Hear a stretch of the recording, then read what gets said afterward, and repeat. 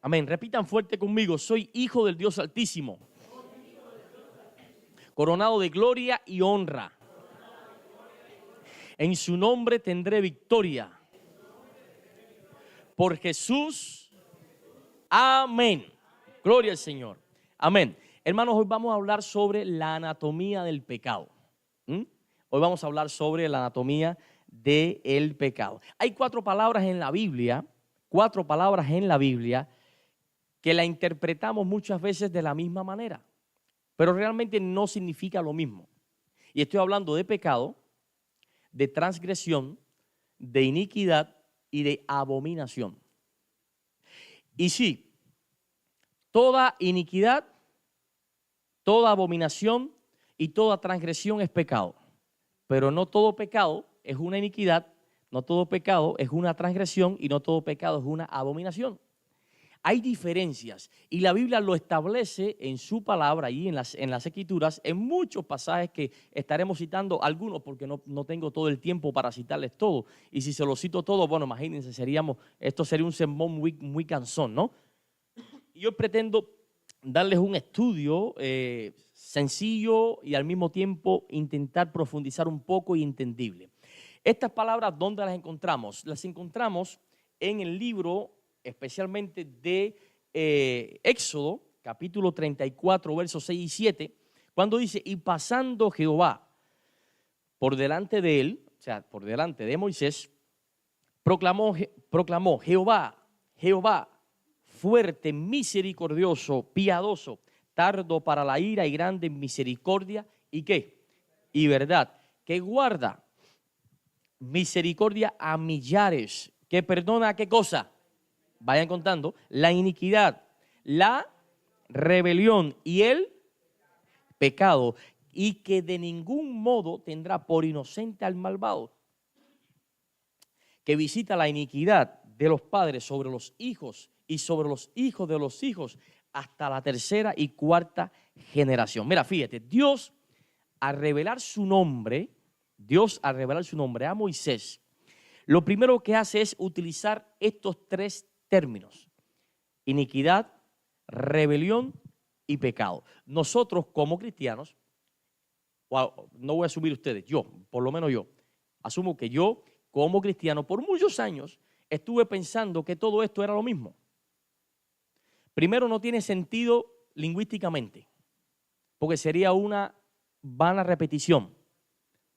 Y segundo, cuando estudiamos y aplicamos una exégesis básica al estudio de la palabra en este sentido, y hacemos un estudio de palabras en este sentido básico, nos vamos a dar cuenta que son cosas diferentes, que no es más que la progresión sin el antibiótico de Jesús del pecado. El pecado va creciendo y va alcanzando niveles progresivos que están reflejados en esas palabras. Y eso es lo que vamos a ver hoy. Fíjense, no solamente aquí se ve, también se ve en Salmos capítulo 32, verso 5, dice, te manifesté mi pecado y no encubrí mi iniquidad. Dije, confesaré mis transgresiones al Señor y tú perdonaste la culpa de mi pecado. O sea, no es lo mismo. Habla de pecado, de iniquidad y de transgresiones también.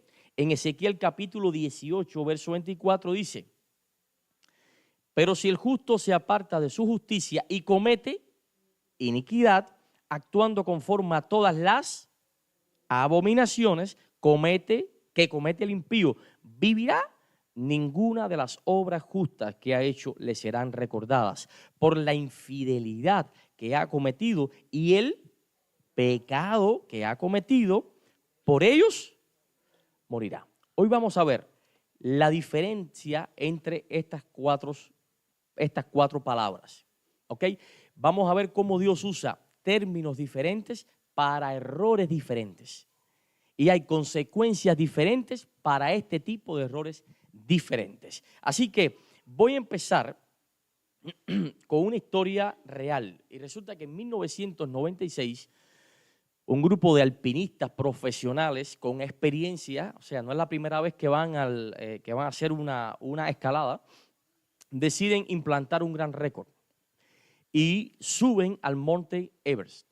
Un monte, una montaña es el pico, se estima que es el pico más alto del mundo. Tiene cerca de 7 kilómetros, 8 kilómetros de altura, y pocos seres humanos han llegado a la misma cima. Y este grupo de alpinistas profesionales se equiparon con todo su equipo, hicieron un entrenamiento durísimo y fueron dispuestos a subir el monte Everest. Y bueno, exactamente, pues lograron su meta, llegar al pico más alto del mundo. Ahí plantaron su bandera. Pero los alpinistas profesionales saben que el mayor peligro del alpinismo no está en la escalada, no está en la subida, está al descender. ¿Por qué? Porque es cuando más débil está la persona. Después de un esfuerzo tan extraordinario, con temperaturas bajas bajo cero, entonces con hambre, con cansancio, agotamiento físico, asimismo comenzaron a descender lentamente. Unos estaban demasiado agotados, otros estaban ya, no atendían a respuestas simples, y bueno, en consecuencia murieron 8 de los alpinistas que subieron. No murieron en la subida, murieron ¿cuándo? En la bajada. Y después, cuando se mandaron un equipo técnico para estudiar lo que había sucedido con estos alpinistas, se dieron cuenta que no murieron 8 alpinistas porque quebrantaron alguna ley. No murieron alpinistas porque no hicieron algo conforme a lo estipulado en las leyes o los principios del alpinismo, sino que murieron por debilidad.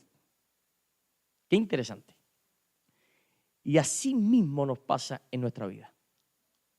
Muchas veces cometemos errores en nuestra vida espiritual, no porque querramos cometerlo, sino porque por debilidad.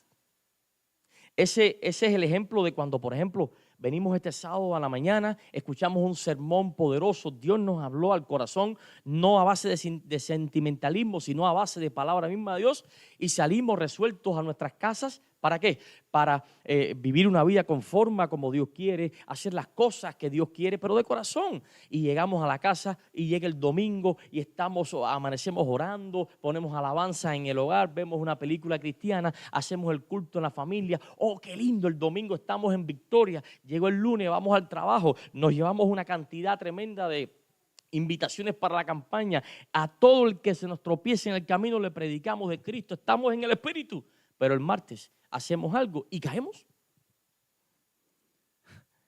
Y es cuando nos preguntamos, pero ¿cómo es posible si yo estaba intentando conectarme con Cristo? ¿Cómo es posible que pude haber caído? Si yo he decidido seguir a Cristo y no pecar más, ¿por qué caí? Bueno, si te ha sucedido algo así, te tengo una buena noticia. No eres la única persona a la que le ha sucedido eso. Estoy totalmente seguro que al 100% de los cristianos le ha sucedido una experiencia como esta, que ha fallado sin querer fallar. Y no solamente a nosotros, a una autoridad como el apóstol Pablo le sucedía lo mismo. Y lo describe él mismo con su propia letra, lo describe en Romanos capítulo 7, verso 15, y dice, porque lo que hago no lo entiendo. Pablo, ¿por qué tú dices que lo que haces no lo entiendo? Bueno, pues no hago lo que ¿qué? Lo que quiero, sino lo que aborrezco, eso hago. Pero ¿cómo es posible? ¿Cómo es posible que tú no haces lo que tú quieres, sino lo que tú detestas? Pero se pone más fuerte Pablo en el verso 19 cuando dice, porque no hago el bien que quiero, sino el mal que no quiero, eso hago. Y según Santiago, pecado, ¿qué cosa es? Saber hacer lo bueno y no.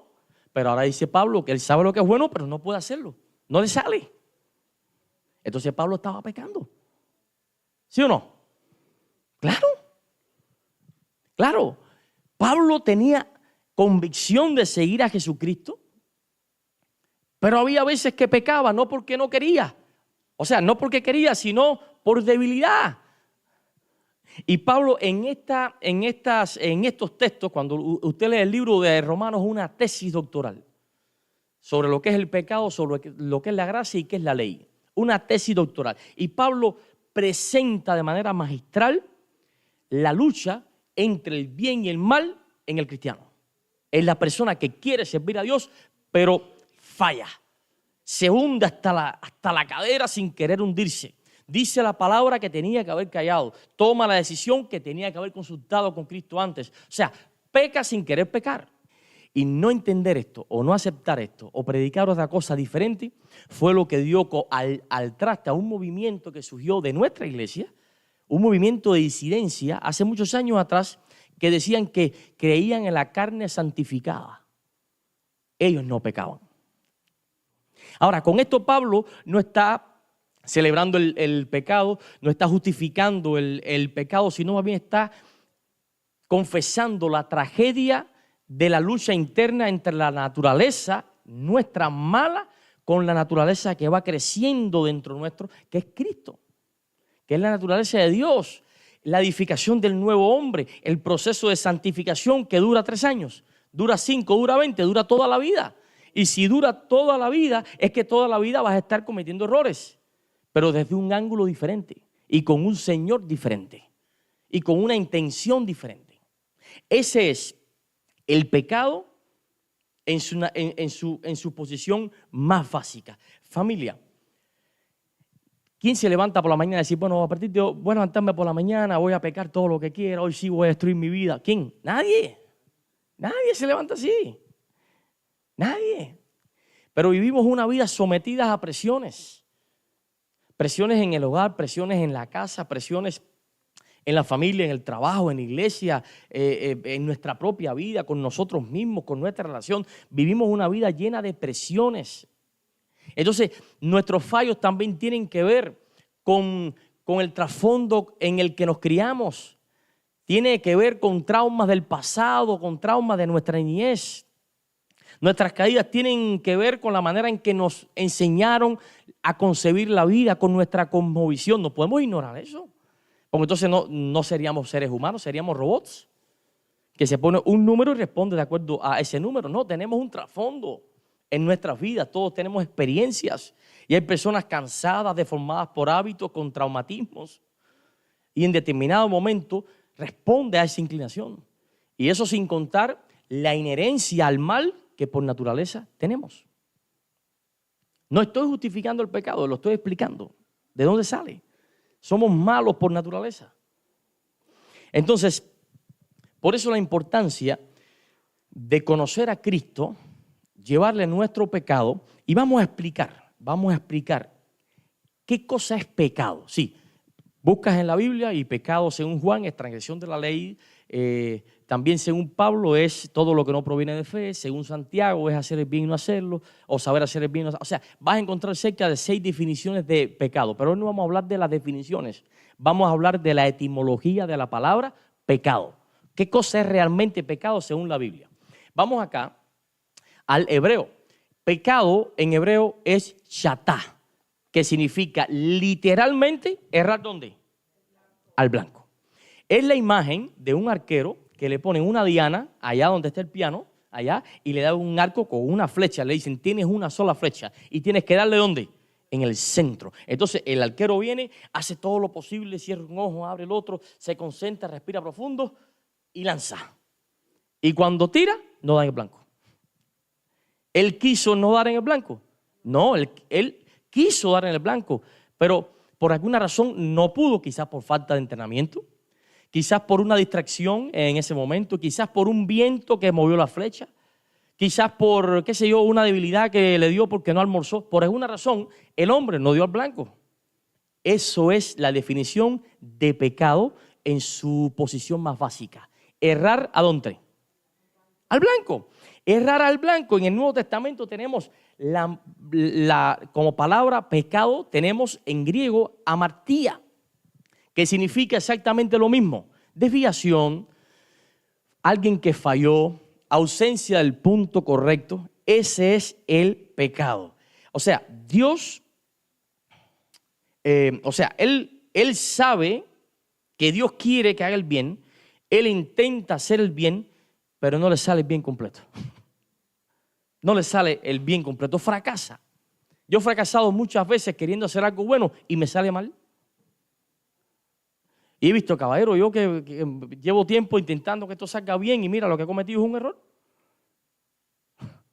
Hay veces que este es el ejemplo de no sé, de la madre que dice, wow, llega de su casa, está preocupada, no tiene papeles, la van a botar, la van a sacar de la renta en 2 días, tiene deudas y llega a la casa del trabajo, porque para colmo la botaron también del trabajo porque llegó tarde por llevar al niño a la escuela varias veces y llegó tarde, y cuando llega a la casa le responde mal al hijo. Pecó, sin querer pecar. Y ese es el caso de la madre que dice, yo no quería volverle a gritar a mi hijo, pero le grité. Yo no quería volver a caer en esto, pero caí. Yo no quería dar esa respuesta, pero la di. Tenía que haberme mordido la lengua. Yo no quería tomar esa decisión. Yo no quería desesperarme por el dinero, pero me desesperé y cometí un error. Eso es amartía. Eso es chatá. Lanzar, intentar dar en el mismo blanco y no poder. Eso es pecado. Recuerden, hasta aquí, pecado en su posición más básica, en su estado más básico. Y el ejemplo clásico que tenemos para esto se encuentra en Lucas 22, a partir del verso 60. Resulta que cuando Jesús es apresado, todos los discípulos que hacen, se van. Y entonces Pedro intentó seguir a Jesús, ni tan cerca para no estar tan comprometido, ni tan lejos como para no perderse aquel espectáculo. Igual que muchos en la iglesia que no quieren comprometerse tanto con Cristo, pero tampoco quieren irse de lejos para no perder su protección. Ni tanto aquí ni tanto allá. Y esa indefinición, esa falta de definición, lleva consigo debilidad espiritual. Y comienzas a caer en situaciones que vamos a explicar hoy. Ahora, Pedro sigue al maestro de cerca. Digo, ni tan lejos ni tan cerca. Allí, mirándolo. Entonces, cuando llevan a Jesús al patio, Pedro se cuela entre ellos como un espía para ver qué va a pasar con el maestro, preocupado tal vez. Yo no voy a pensar más de Pedro, porque yo me llamo Pedro también.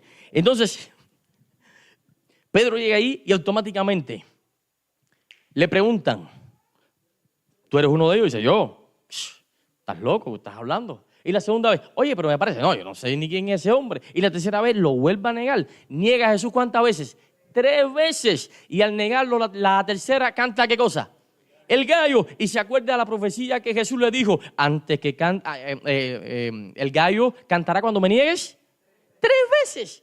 Entre paréntesis, no era un gallo, no, ¿ok?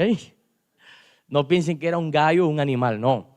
En la época de Pedro y de Jesús, habían vigías romanos que los ponían en diferentes puntos de la ciudad para que en horarios específicos, ya sea a la hora de dormir, ya sea a la hora de despertarse, los ponían y tocaban una corneta, y a esos vigías que tocaban la corneta como a las 5 de la mañana, qué sé yo, 9 de la noche, le decían gallo.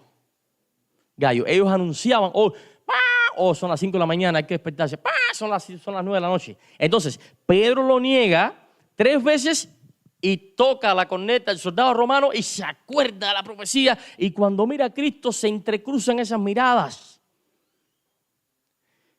Y sucede esto.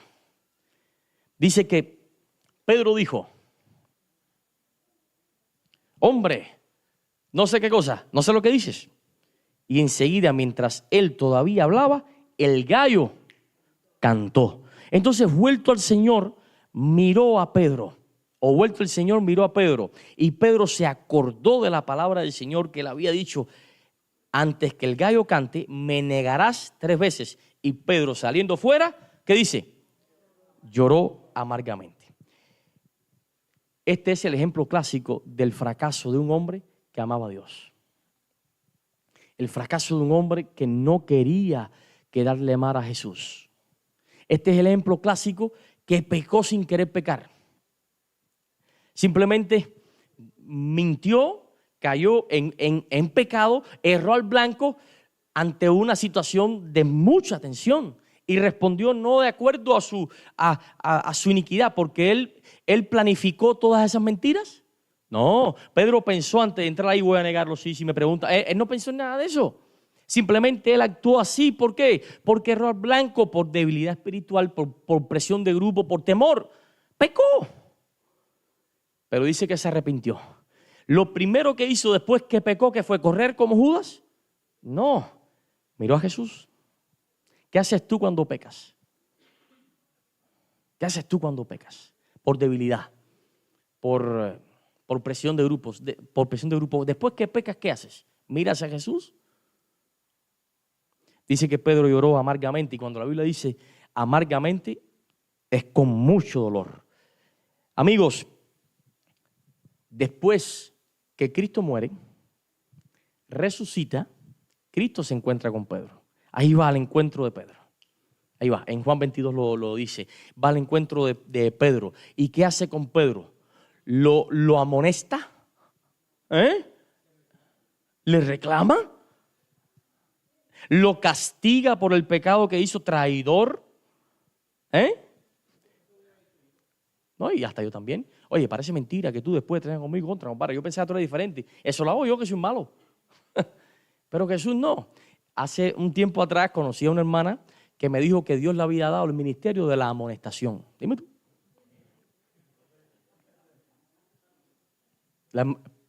Por eso entendí después que donde quiera que llegaba, se quedaba sola. Porque tenía el ministerio de la amonestación. ¿Qué ministerio es ese? El ministerio de señalar, de amonestar. Caballero, ¿qué es eso? Yo le agarré el dedo, hermanita, amonéstate tú. Entonces, Jesús lo que hizo fue restaurarlo. Restauró a un hombre que había pecado por errar al blanco, sin quererlo hacer. Ese es el pecado en su forma más básica. El ejemplo de un hombre que trabaja durísimo, ha pasado un día frustrado, llega cansado, un día terrible, y en el hogar explota. ¡Puf! Después se arrepiente. Es el ejemplo de un joven que quiere hacer las cosas bien, pero está rodeado de tanta opresión de grupo en la escuela, en el barrio, qué sé yo, rodeado de redes sociales, de cosas, y cae. No quiere hacerlo, pero todo lo que vive lo empuja a eso. Hermanos, el pecado no solo se ve en el criminal, también se ve en la persona que quiere hacer lo bueno, que ama lo bueno, que quiere seguir a Jesús, pero falla.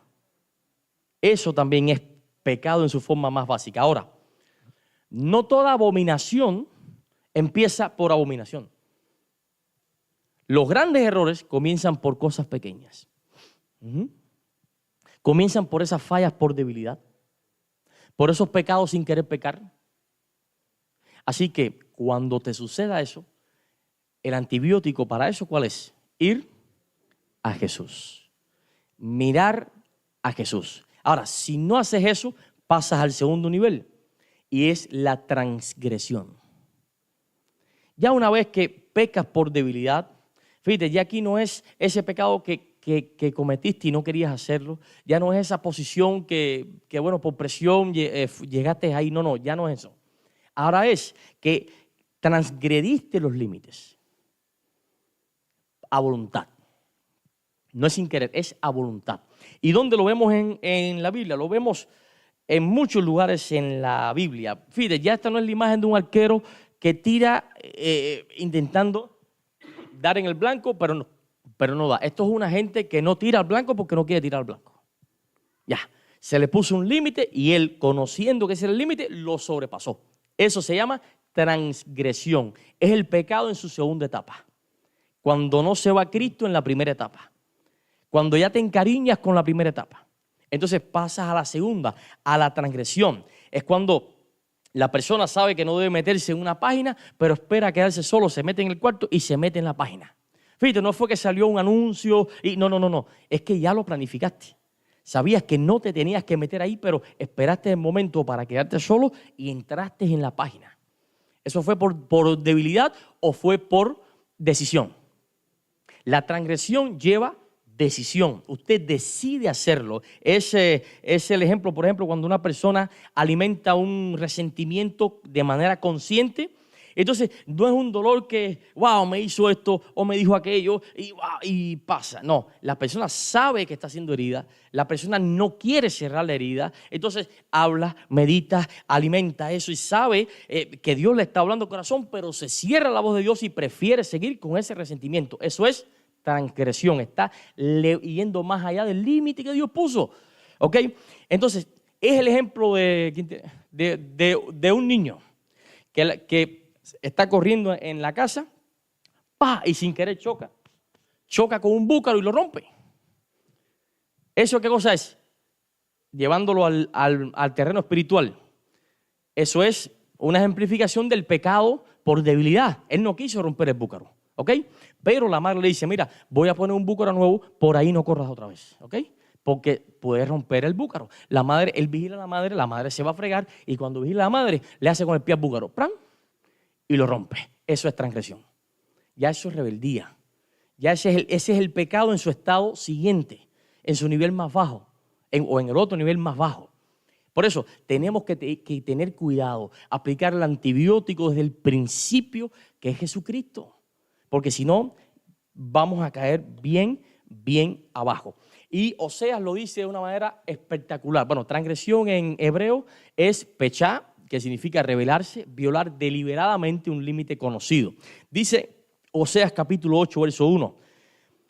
Pon la trompeta a tu boca, como un águila viene el enemigo contra la casa del Señor, porque han transgredido mi pacto y se han rebelado.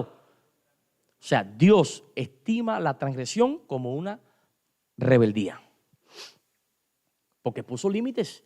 Entonces ya no transgredimos los límites por una debilidad, transgredimos nuestros límites a conciencia. Sabemos que algo está mal, pero seguimos en eso. Eso se llama rebelión contra Dios y así queremos que Dios nos siga bendiciendo.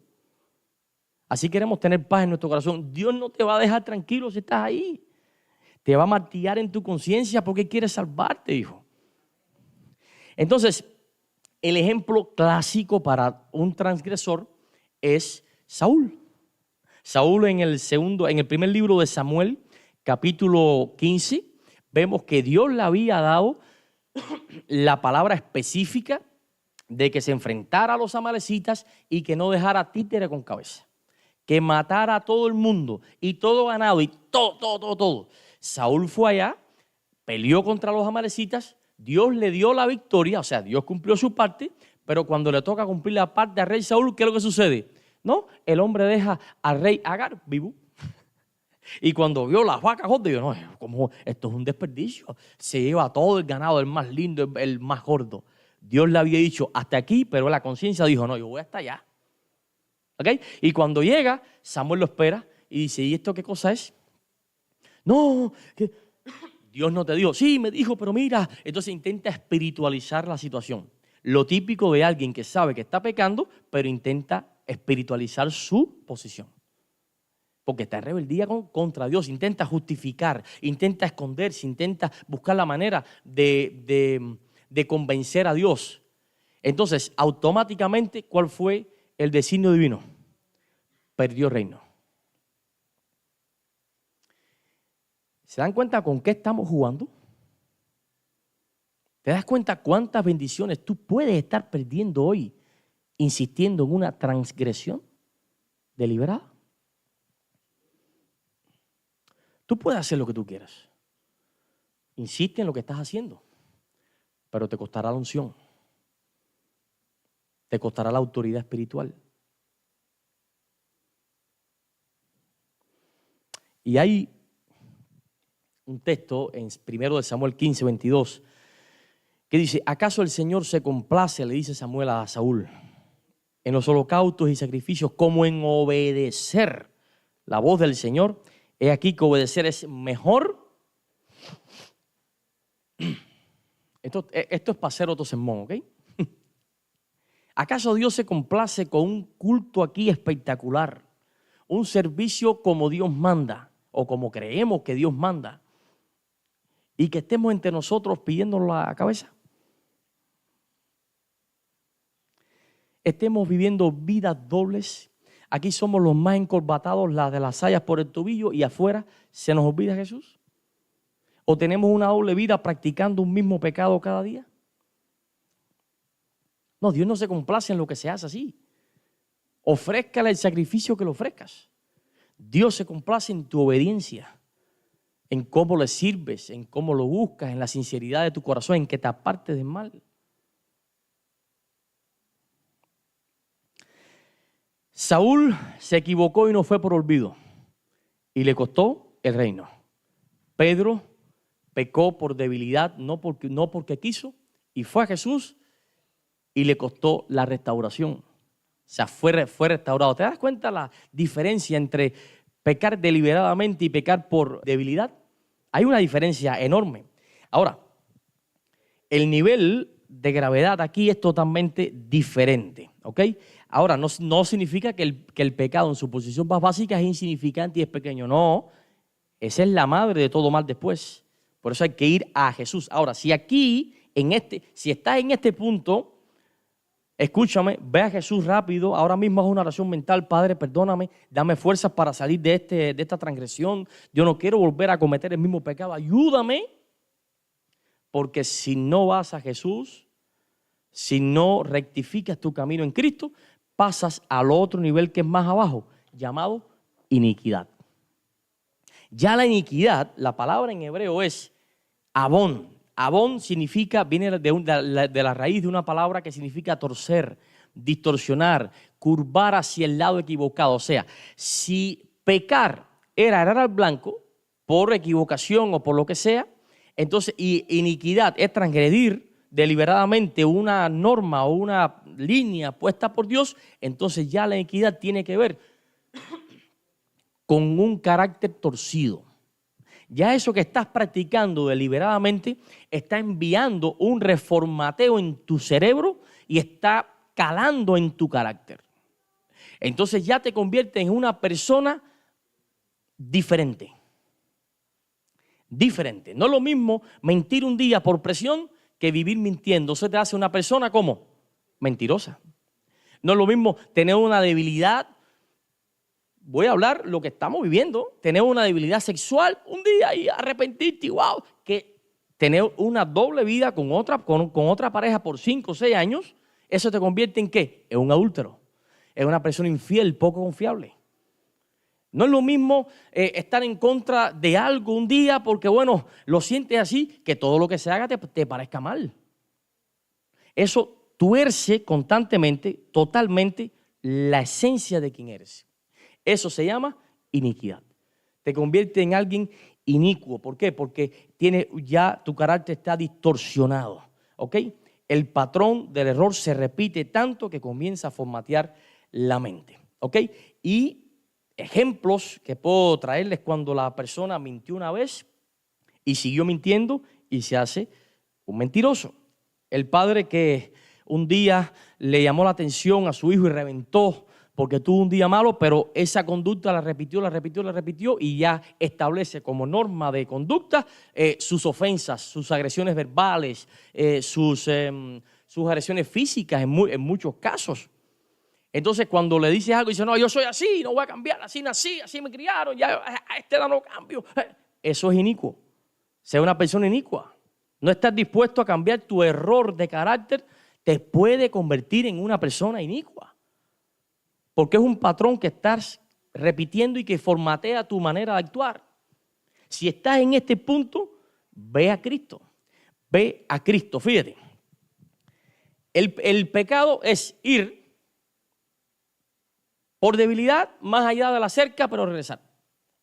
La transgresión es decidir soltar, ir más allá del límite y te sientes cómodo en ese límite. Del lado, ya vives del lado de la cerca. Ahora aquí la iniquidad es que ya haces parte de ti mismo lo que estás haciendo. Y el ejemplo clásico se encuentra en 2 de Samuel 11 y 12. David, un hombre de Dios, un hombre que el Señor usó, escribió no sé cuántos salmos, un hombre espectacular. Pero un día dice la Biblia que estaba allí sentado o mirando en la ventana y resulta que en la ventana, no, en la terraza, y cuando mira así para abajo, ve una figura que le llamó la atención. Era una mujer que debió haber sido muy agradable, muy bonita, se estaba bañando en la terraza.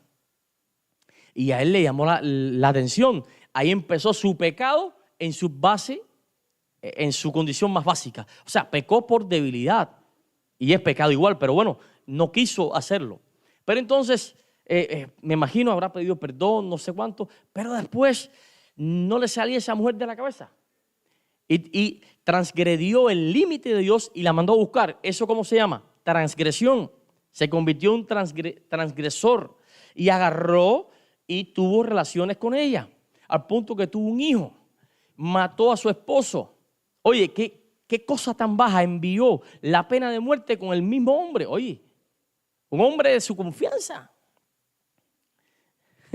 Y él mismo dijo que escondió su pecado por todo un año. Hizo todo lo posible para que nadie se enterara. Pero era un secreto público. ¿Se convirtió en quién? En un inicuo. ¿Por qué? Porque aquel pecado, por debilidad, lo convirtió en una decisión. Y esa decisión, bueno, pues entonces formateó su manera de actuar y lo convirtió en una persona inicua. Ya él veía lo que estaba haciendo bien. No, yo tengo que hacer todo lo que sea para ya lo veía bien. No se daba cuenta. Hasta un día que Dios mandó al profeta Natán. Y sucedió esto. Entonces dijo David a Natán, pequé contra Jehová. Y Natán dijo a David, también Jehová ha remitido tu pecado. Oh, pastor, espérate, no me está diciendo que esto es iniquidad, porque dice pecado. Porque, recuerden lo que dije al principio, no todo pecado es iniquidad, pero toda iniquidad es, por eso dice que Dios ha remitido. La palabra remitido significa Dios sacó del medio tu pecado. Dios borró lo que hiciste. Oh, pero eso significa que no va a tener consecuencias. Sí tuvo consecuencias muy tristes. La espada no se apartó de su familia por ese errorcito tan sencillo que pudo haberse quitado de adelante. El primer error de David no fue mirar hacia la terraza de abajo. Fue no cumplir su responsabilidad como ministro, como rey. Dice que en el año o en el mes en que los reyes salían a la guerra, o sea, David debía estar ¿dónde? Donde Dios quería que estuviera. Pero ese año dijo, voy a tomarme un año sabático. Ahí cayó. Todo lo que Dios te llama a hacer, hazlo. Entonces, en el Salmo 51, bueno, ahí tenemos que pide perdón por su pecado, pero también pide perdón por su transgresión. Y dice allí, ten piedad de mí, oh Dios, conforme a tu misericordia, conforme a lo inmenso de tu compasión. Borra, ¿qué dice? Mis transgresiones. Lávame por completo ¿de qué? De mi maldad, es la iniquidad. Lávame por completo. Y límpiame ¿de qué? De mi pecado, porque yo reconozco mis transgresiones. Mi pecado siempre está delante ¿de qué? De mí. Si te sientes identificado en el nivel de David, que estás haciendo todo para salvar tu imagen, sabiendo que estás haciendo mal, que estás manipulando todo para quedarte con la tuya, que estás en tu casa llevando una actitud constante, que todo el mundo te dice, ¿por qué te pones así? Tienes el carácter torcido, vives peleando, no me respondas más, y te sientes identificado con la iniquidad, te digo, es tiempo de ir a Jesús. Ve a Jesús como fue David. Al final David fue perdonado y fue restaurado. ¿Y qué dijo después Dios? Este hombre sí cayó profundo, pero su corazón es conforme a mi corazón. Entonces, si no haces esto, pasarás al otro nivel más bajo. Y es la abominación. La abominación. En hebreo es Teobá. Ahí está. En hebreo es Teobá, que significa que es algo que provoca repulsión absoluta ¿a quién? A papá Dios. Algo radicalmente contrario a la naturaleza del Señor. Si pecar es errar, si la transgresión es rebelarse, si la iniquidad es distorsionar el carácter, la abominación es invertir lo sagrado. Es rendirle culto con tu manera de actuar a algo que Dios aborrece. Te pongo ejemplo, mira, el ejemplo más claro, porque siempre que pensamos en abominación, ¿en qué pensamos? En los ídolos. Los ídolos. Desviaciones sexuales, no sé, cosas así. No, te voy a demostrar que en las iglesias donde no hay ídolos, donde tal vez no hay ni problemas sexuales ni nada de eso, hay abominación y se hace todo bien. Iglesia donde todas las cosas se hacen como creemos que Dios quiere. Mira, qué fenómeno. Dice 6 cosas. Aborrece Jehová. Y aún 7, abomina. O sea, va a decir una lista de abominaciones que hay en su iglesia. Los ojos altivos, aquí está hablando del orgullo. La persona que se cree más que otra porque sabe un poquito más, porque da una imagen de más santidad, porque tiene más dinero, porque qué sé yo, no sé por cuántas cosas. El tipo que se cree superior a los demás, porque es el pastor y ve aquel, pobrecito. Eso es ojos altivos. Lengua, ¿qué cosa? Mentirosa. Eso es abominación. Las manos derramadoras de sangre inocente, el asesino. El corazón que maquina pensamientos inicuos, que dijimos que era la iniquidad, una deformación del carácter. O sea, esto es alguien que conforme a como ya es él, piensa a partir de su lente. Mira lo que dijo, eso es para mí, mira lo que está haciendo, eso va, porque y voy a hacer esto, y tú vas a lo que voy a hacer ahora, y voy a caerle por allá, y voy a hacer lo otro, esos son pensamientos, ¿qué cosa? Abominables. Los pies presurosos para correr ¿hacia dónde? Oye, ustedes no han visto, hermanitos, que no, oye, que ¿cuántas veces van a caer en el mismo pecado? Y es constantemente ahí y no entiende, papo, oye, mira muchachita, no entienden, es para ahí, eso es abominación. El testigo falso que habla es la persona que miente por guardar la espalda al otro. Eso. Y el que siembra discordias en la iglesia.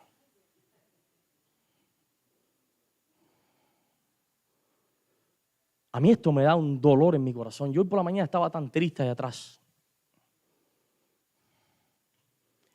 orando por la iglesia de Riverside.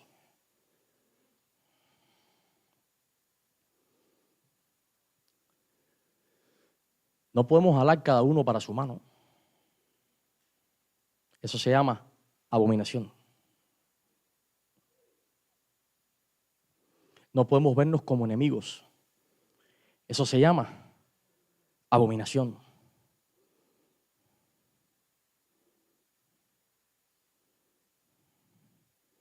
Tenemos que unirnos.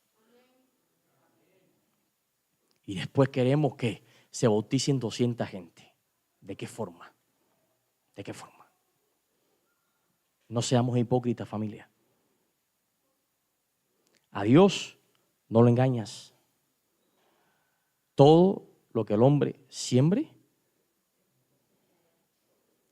tarde o temprano,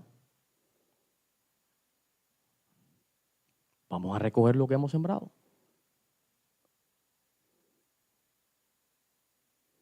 Y yo como pastor, ¿quiere que le diga algo? Tengo una responsabilidad superior a la de todos ustedes. Y es que sobre mis hombros están todos ustedes. El que me quiere y el que no me quiere.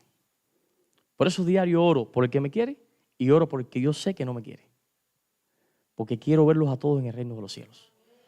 Pero no voy a permitir, ni voy a dar paso, ni un milímetro el pastor va a ceder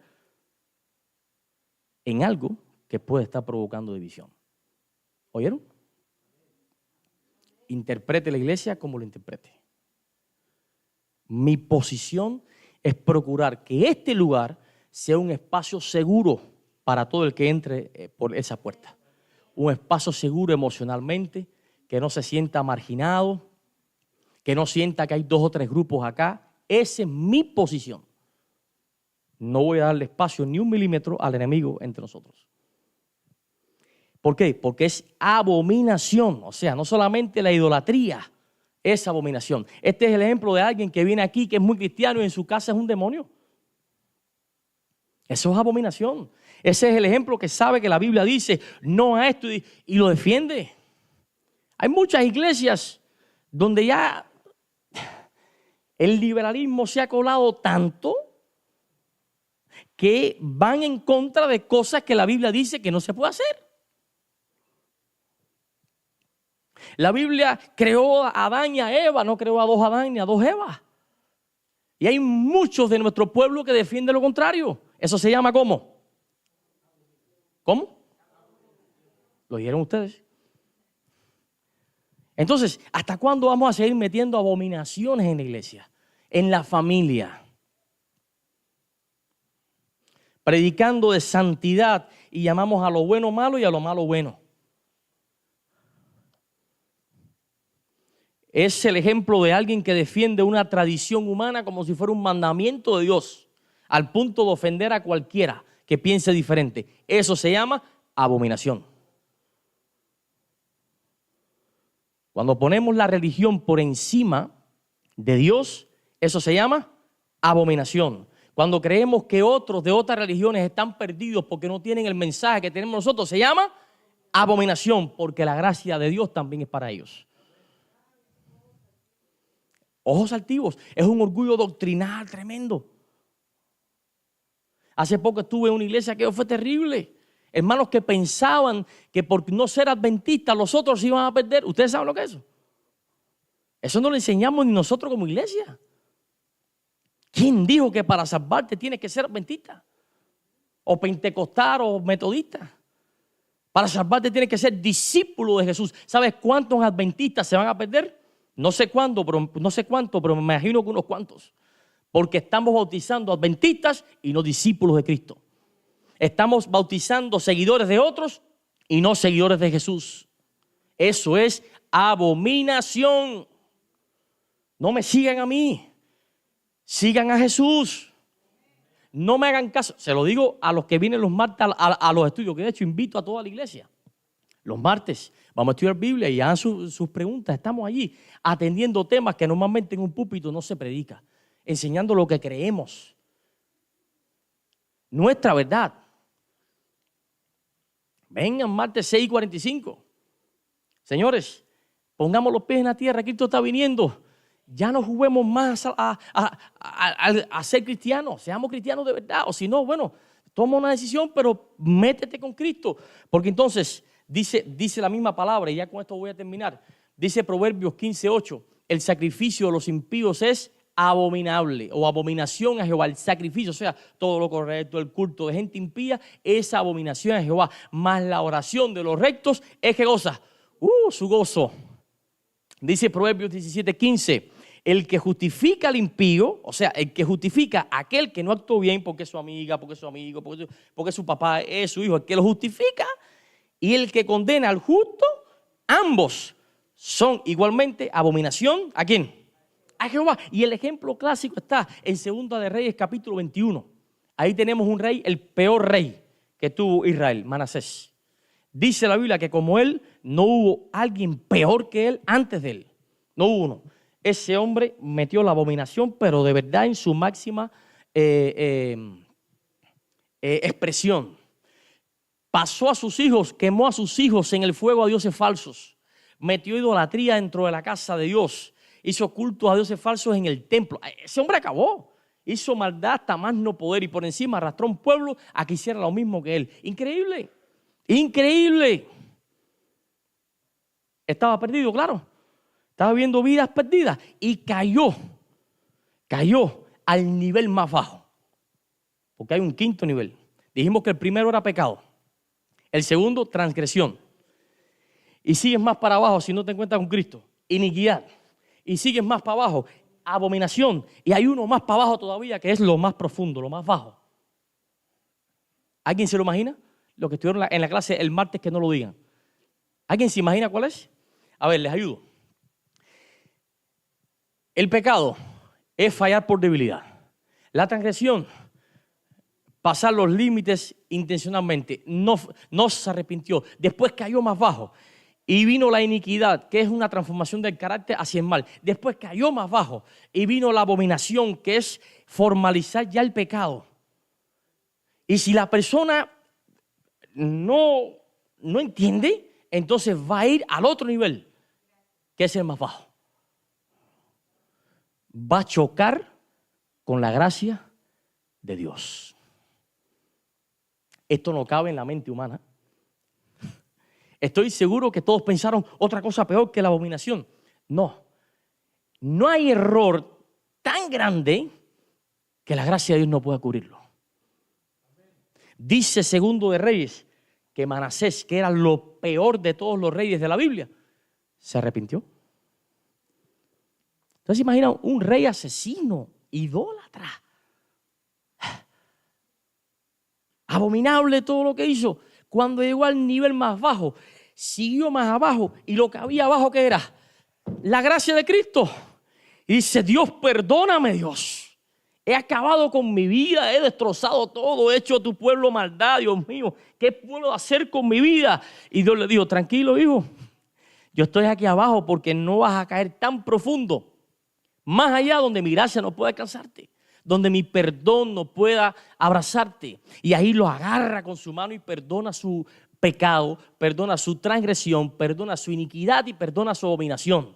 Si hubo gracia para Manasés, para ti también hay gracia. No sé si en esta tarde ya has pecado por debilidad, o has pecado por conciencia, o ya tienes un carácter deformado y no sabes cómo vas a cambiar, o ya formalizaste en tu vida, en tu familia o en iglesia una actitud que sabes que está mal, pero ya la formalizaste como algo bueno. No sé lo que has hecho. Te digo que más abajo de eso, el nivel más bajo, ahí está la gracia para que la toques y rebotes. No cabe en nuestra mente, pero la Biblia lo dice. La única manera de regresar hacia arriba es con Cristo, señores. Y yo lo que he hablado hoy aquí no es de acuerdo a lo que yo quisiera decir. Yo no quisiera ni predicar este sermón, se lo digo delante de Dios. Yo quiero hablar aquí de buenas noticias, de que verás el plan que Dios tiene para tu vida y tú verás las cosas lindas y romantizarte y acariciar tu oído. Todo el mundo, gloria al Señor, amén. Y todo el mundo estaría contento con el pastor. Pero no puedo. Tampoco puedo amonestarte. Oye, porque tú no puedo tampoco. Solo estoy describiendo situaciones posibles por las cuales cualquiera de ustedes puede estar pasando, para que se identifique y darte la solución, el antibiótico. La fórmula que es incorporar a Jesús, es mirar a Jesús como hizo Pedro. Es que cuando toques abajo, mirar arriba y vas a encontrar la gracia abajo de ti. Que te va a decir: yo te levanto porque este momento lo he estado esperando.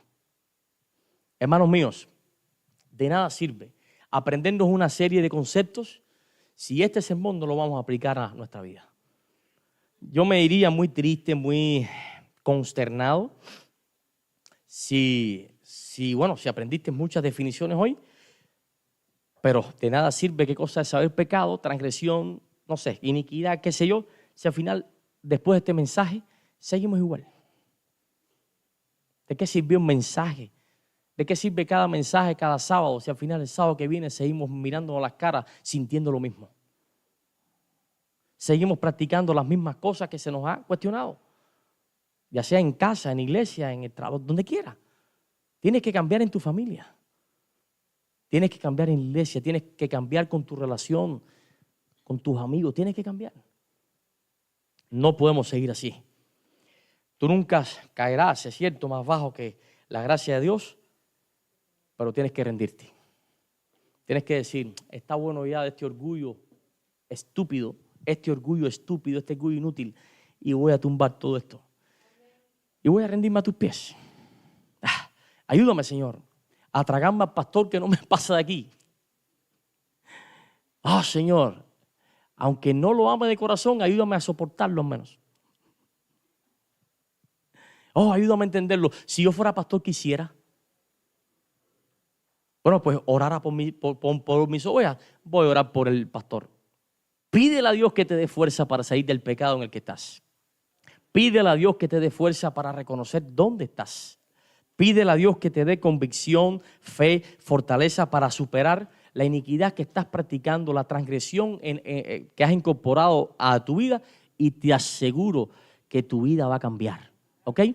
Vamos a ponernos de pie para terminar con una oración. Tenemos Padlac, gracias a Dios. El café que tenemos, familia, es descafeinado, no tiene cafeína. Ahí tenemos también un tecito que no es té negro, y no tenemos carne, excepto carne vegetal, ¿ok? Amante Rey, que estás en el cielo, te alabamos y te glorificamos. Cada vez que me das mensajes como esto, quisiera no venir ni a la iglesia. Pero predicar media verdad es peor que predicar ninguna. Tu iglesia necesita apartarse del pecado. Tu iglesia necesita restaurar, necesita sanar heridas, sanar etapas. necesita unirse y cada cual alar para el mismo lugar. En orden, como todo está estipulado, hacer las cosas bien, en comprensión, en empatía, en amor, en perdón. Aquí hay familias que tienen problemas. Aquí puede ser que haya matrimonios que anoche hasta durmieron separados. Y aquí vienen con un rostro sonriente, pero su corazón saben que están viviendo una película. Como si estuvieran filmando una serie. Allá afuera somos el matrimonio feliz, la familia feliz. Y aquí adentro somos los peores enemigos. Allá afuera eres la mujer que más amo, aquí adentro eres mi esclava. Padre de amor, en la iglesia se refleja lo que se está viviendo en las familias. Si carecemos de cosas aquí, porque las familias carecen de eso. Yo ruego en esta tarde ya, por favor, que descienda sobre cada una de las familias. Incluso sobre la mía, para ser ejemplo para toda la iglesia. Y llénanos de tu Espíritu Santo, Padre, siempre te lo pido. Ya queremos ver ya una manifestación evidente de que estás haciendo cosas grandes, cambios entre nosotros. No somos billetes de $100 para caerle bien a todo el mundo, pero sí somos discípulos de Jesús para amar a todo el mundo. Para llevar por 2 millas a aquel que nos pide que lo llevemos una, que nos obliga a que lo llevemos una, para soportar y dar la otra mejilla, para ser humildes, para echar afuera el orgullo, porque son cosas abominables a ti. Queremos hacer tu voluntad, Dios. Fortalece a tu iglesia. Permite que se libere del pecado, que es el padre de todo mal, de todo mal. Pon a Jesús en esta iglesia. Levanta, Señor, a Jesús entre nosotros y permite que tengamos una experiencia hoy sábado que nos marque para toda la vida. Pongo a tu iglesia de Riverside y Miraloma también en tus manos, deseando, Dios mío, que tú te complazcas en la vida de cada uno de los miembros de ella. Hay unos que están preparados para recibir más. Que esta semana se vea cada noche la iglesia así como está hoy, se vea cada noche. Porque quizás sea la última oportunidad para cualquiera de nosotros arreglar cuentas contigo. No sabemos cuándo vamos a cerrar los ojos. Sálvanos, perdónanos y restáuranos. En el nombre de Jesús. Amén.